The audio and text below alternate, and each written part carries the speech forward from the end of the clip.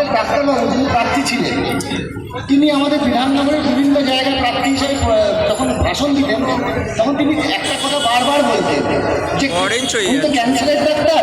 তো উনি বলতেন ক্যান্সারের 4টে স্টেজ। প্রথম স্টেজ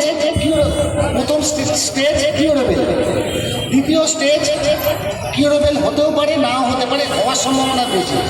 থার্ড স্টেজ 90% চান্স থাকে কিউরেবল হওয়া। ফোর্থ স্টেজ সেটা কিন্তু আর পেশেন্টকে ফেরানো যায় না।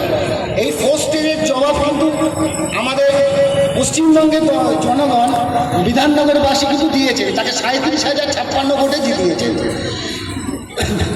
আরেকটা কথা আপনাদের না বললেই না নয়, সেটা হচ্ছে আমাদের বিধাননগরে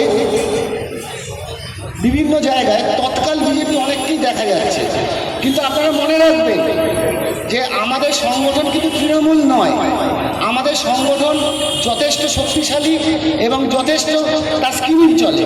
যারা ভাবছেন দুপুর 12টার পর তৎকাল বিজেপি হয়ে আমাদের সংগঠনে এসে তৃণমূলের মতো অত্যাচার করবেন, সেটা কিন্তু কোনো মতেই সম্ভব নয়।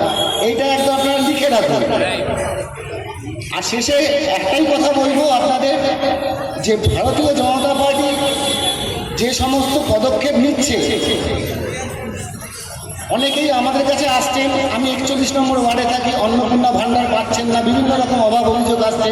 তবে এইটা আপনারা মনে রাখবেন, মাননীয় মুখ্যমন্ত্রী শুভেন্দু অধিকারী যিনি বারবার একটা কথা বলছেন যে তৃণমূলের মতো যে লক্ষ্মীর ভাণ্ডারের ছেলেরা লক্ষ্মীর ভাণ্ডারের নাম লিখিয়েছে তারা পেয়েছে, বিজেপি পার্টিতে সেটা হবে না। সবাই লক্ষ্মীর ভাণ্ডার তারা যদি এলিজিবিলিটি হয় তারা কিন্তু নিশ্চয়ই পাবে।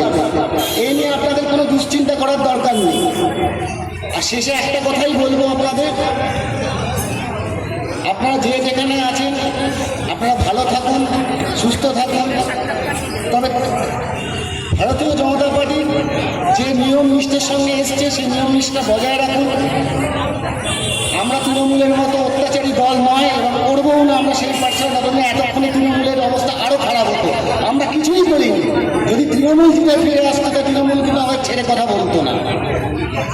শেষে এইটুকুনি সংক্ষিপ্ত বক্তব্য রেখে আমি আমার বক্তব্য শেষ করছি। ভারত মাতা কি জয়।